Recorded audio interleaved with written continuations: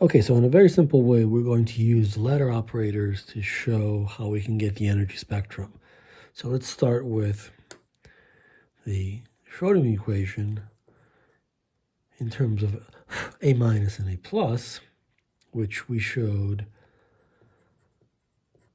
ends up having this form.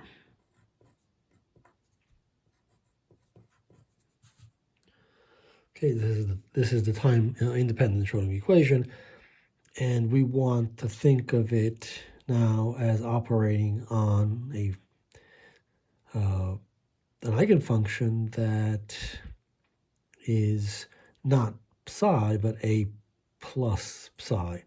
So let's single out, right, so this thing operates on this, and so we get A minus operating on A plus psi. And then we have minus h bar omega naught over 2 psi. We're going to bring in an A plus on this. So we're going to act with an A plus on this, this, and that. And then we'll isolate the A plus psi terms and see what that gives us. So our next line is, let's add an A plus, which acts then on A minus on this thing, times A plus psi minus h bar omega naught over 2. Now we have an A plus psi here, and here we have E A plus psi, because E is just some number.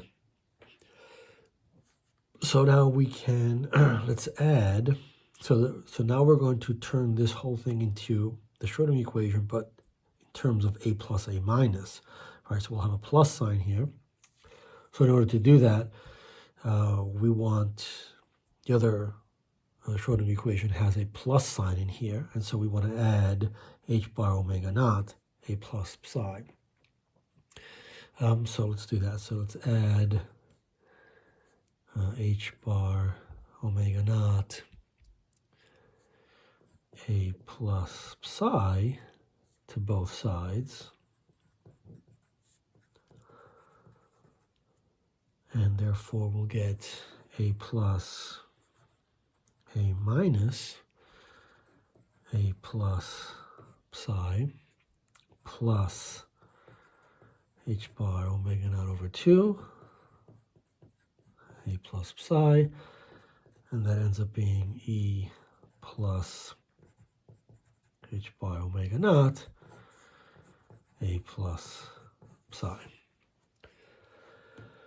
And so, of course, these two terms together, A plus A minus plus h bar omega naught over 2, acting on A plus psi, that's the left-hand side of the Schrodinger equation, and this is the eigenfunction, E plus h bar omega naught A plus psi.